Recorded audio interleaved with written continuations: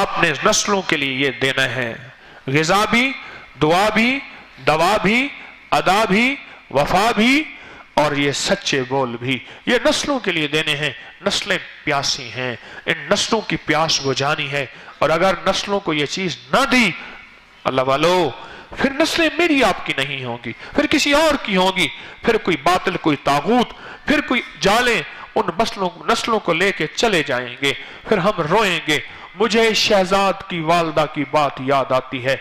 इस्लामाबाद का एक सेक्टर बहुत पुराने उमरा का नाम नहीं लेता, मुझे बस वो शहजाद की वालदा इसलिए कह रहा हूं कि दुनिया में बेशुमार शहजाद हैं, इसलिए मैंने इस्लामाबाद के उस सेक्टर का नाम नहीं लिया। मैं एक दौर में ना सुबह 6:30 से 7:30 बजे फोन सुनता था, 6:30 से 7:30 काले सुनता था पूरी दुनिया की। फिर मुझे कान में तकलीफ शुरू हो गई। अभी भी कोई बंदे ने ब्लूटूथ लगाया हुआ होता है ना, मैं कहता हूं अल्लाह के वास्ते इसको उतार दे। पूरी दुनिया में कान के ऊपर जो ब्लूटूथ लगता है इसके इश्तिहार पे पाबंदी है, कोई नहीं लगा सकता। दुनिया में इससे कैंसर हो जाता है। अब भी मैं उसी कान में जैतून का तेल डालता हूं, अब भी डालता हूं, कानों में तेल डालता हूं, लेकिन उस कान में तेल ज्यादा डालता हूं। ये लेफ्ट कान है, बायां। तो फोन मिलते मिलते लोग कोशिश करते, फोन मिलता था तो एक आवाज मुझे आती, मैं शहजाद की अम्मी बोल रही हूं, और मुझे पता होता था इस माई ने रोना है और चीखना है और रोना है। मैं ऊपर बालकोनी में बैठी रहती हूं, मेरा फलां इतना बड़ा बंगला है, नीचे बहू और बेटी है, मेरी बहू मेरे बेटे को छीन के ले गई और मेरा बेटा मुझे नहीं मिलता, और शौहर बूढ़ा हो गया, फलां इतना बड़ा था वो रिटायर हो गया है, वो अब भी अपनी जिंदगी की रंगीनियों में मस्त है, मैं तस्बीह पढ़ती रहती हूँ, मेरा बेटा मुझसे मिल सकता है। हकीम साहब मैं शहजाद की वालदा हूँ, शहजाद मुझे मिल सकता है, शहजाद मुझे मिल सकता है। और मैंने आपको एक गम का किस्सा सुनाया था, मेरा जी आज मैं उस किस्से के बाद फिर कई दिन तक रोता रहता हूँ, मैं परेशान रहता हूँ। मैंने बहुत दर्स पहले सुनाया था, बहुतों को पता नहीं होगा वो किस्सा मेरे ऊपर बीता था। मैं एक साहब मेरे पास आते थे, ये उस दौर की बात है, मैंने अभी लाहौर में हिजरत नहीं की थी। मेरे पास आते थे, अकीदत रखते थे, मेरे पास आए पाकिस्तान के एक बहुत बड़े शहर में, एक बहुत बड़े, वो बहुत की पोस्ट पे थे, बड़ी ऊंची पोस्ट पे। उनके घर में गया, बड़ी अकीदत से ले गए। मैं वहां गया, मैं जहाज पे गया, मैं वहां गया आगे गाड़ी पे, फिर मैं वहां, मुझे मुलाजिम कमरा और इज्जत एहतराम बहुत ज्यादा। एक बूढ़ा मुलाजिम था जो हर वक्त भाग दौड़ करता रहता था, और मैंने देखा कि वो उसकी जो बेगम थी बूढ़े मुलाजिम पे चीखती रही, ओ बुढ़ा तू अंधा हो गया, तू बहरा हो गया, तुझे क्या हो गया, तुझे क्या हो गया।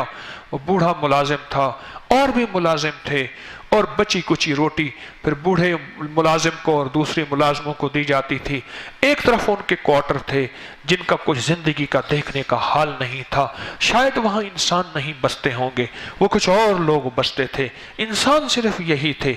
मैं नहीं बर्दाश्त कर रहा कि मैं आपको यह किस्सा सुनाऊं, मैं बहुत परेशान हो जाता हूं इस किस्से की वजह से।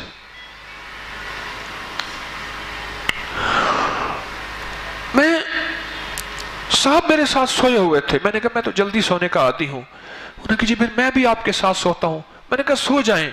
साहब मेरे साथ सोए हुए थे, को रात के 2-2:30 बजे का वक्त होगा, मेरी आंख खुल जाती है, मेरी आंख खुली, मैंने देखा वो बाबा जी ऐसे पढ़ के ना ऐसे फूंक रहे थे,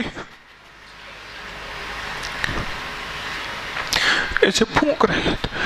मैंने देखा ना ऐसे आंख खुली, वो उस वक्त सो चुके थे। एकदम बाबा जी यूं निकल गए, और मेरे अंदर का कुछ अंदर का बल्ब जला।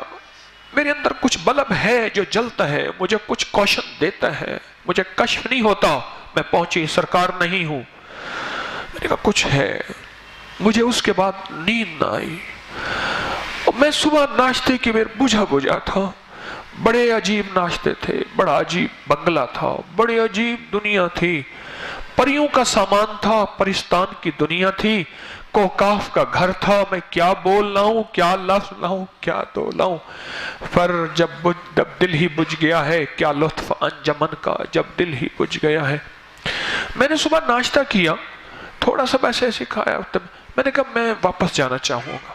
मैं 3 दिन के लिए गया था। 3 दिन क्या मतलब, आप रात तो आए हैं। मैंने कहा बस तबीयत बेचैन है, कुछ जिंदगी की मसरूफियात, मेरा दिल नहीं लग रहा। वो परेशान हो गए, पीर साहब आए हैं मैं लोग की सड़ देने मेरे खान पीण तो पीर मैनू दिंदा जब मैं राजे राजे खानियां। पीर साहब आए हैं, घर में बहारें खुशियां, घर में चरागां और खुशियां। पीर साहब आए हैं और पीर साहब कहते हैं मैंने जाना है, मैं जाना है, वापसी जाना है। उसने जी फ्लाइट नहीं मिलेगी। मैं कोई नहीं, मैं लोकल बस पे चला जाऊंगा, कौन सा ऐसा मसला है, मैं इन चीजों का आदी नहीं। उन्होंने बात रोकने की कोशिश की। आशूरा का ढल जाना, आशूरा का ढल जाना, सुगरा का वो मर जाना। हाय हाय, आशूरा का ढल जाना, सुगरा का वो मर जाना, असगर तेरे सीने में बर्छी का उतर जाना। वो एक मंजर था जो करबला का मंजर है। आशूरा का ढल जाना, सुगरा का वो मर जाना, असगर तेरे सीने में बर्छी का उतर जाना। बस वो कैफियत मेरे अंदर कोई बर्छी उतरी थी। अच्छा, वो एक तरफ हुए, इंतजाम हुआ, तो मैं सर्वेंट क्वार्टर चला गया। बाबा जी बैठे थे, अस्सलाम वालेकुम, क्या हाल है। मैंने कहा बाबा जी रात आप आए थे। कहाँ? परेशान हो गया। मैं कहा रात आप आए थे बाबा जी, मैं जाग रहा था, आपने फूंक मारी थी, उस दरवाजे से आए थे। अल्लाह के वास्ते बेगम से ना कहना, ऐसे मेरे सामने हाथ। मैं कहा बाबा जी आप कौन हैं, सच बताएं। बाबा के सारे बंधन टूट गए। बाबा कहने लगा मैं साहब का बाप हूं, ये मेरी बहू है, पर क्या करूं, मेरा बेटा जो हूं, मैं रात रात को जाके बेटे के लिए हिफाजत की दुआएं मांगता हूँ, आफियत की दुआएं मांगता हूँ, इसकी जिंदगी की दुआएं मांगता हूँ। मैं घर में बस रोटी के लिए पड़ा हूँ। कई दफा सोचा घर से निकल जाऊं, कहाँ जाऊं, कोई रास्ता नहीं, कोई मंजिल नहीं, कोई घर नहीं, कोई छतरी नहीं। यही मेरा बेटा, मैंने इसको पढ़ाया था बड़ी उम्मीदों आसों के साथ, इसको अफसर बन गया, इसकी शादी की। फिर शादी के बाद बहू ने मुझे गुलाम बना लिया और दिन रात मुझे गालियां और मेरी जिंदगी और मेरी बेइज्जती, बेइज्जती से भी कोई अगली सुपरलेटिव डिग्री थी, और ये मेरी जिंदगी थी। मैंने कहा बाबा जी मैं इस घर में नहीं रह सकता, इस घर में मैं नहीं रह सकता। मैं रात को ही पहचान गया था कि ये नौकर नहीं है, कुछ और है। बाबा ने कहा कि पीर साहब आप ना चाहे, उनको अगर बेगम को पता चल गया फिर मुझे घर से निकाल देगी।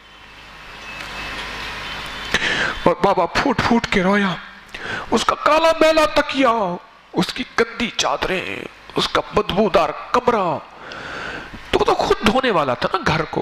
वो क्यारियों को पानी देता था, वो तराश खराश करता था, वो टेबल पे खाने सजाता था, वो घर के झाड़ू देता था, वो लैट्रीन साफ करता था।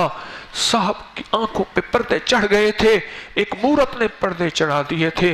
वो सूरत और मूरत ने उसको जिंदगी की वो रंगीनियों में ऐसा पागल कर दिया था कि वो खून के रिश्ते भूल गया था। पर मैं वो असगर तेरे सीने में बर्छी का उतर जाना, आशूरा का वो ढल जाना, सुगरा का वो मर जाना, मैं क्या बताऊं आपको।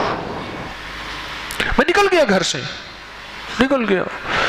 मैंने कहा कोई बात नहीं, मुझे आम बस पे बिठा दिया, मैं अपनी मंजिल पे चला गया। फिर जाके मैंने उन्हें खत लिखा, फिर एक PTCL का फोन, टेलीफोन मोबाइल तो थे नहीं, फोन किया।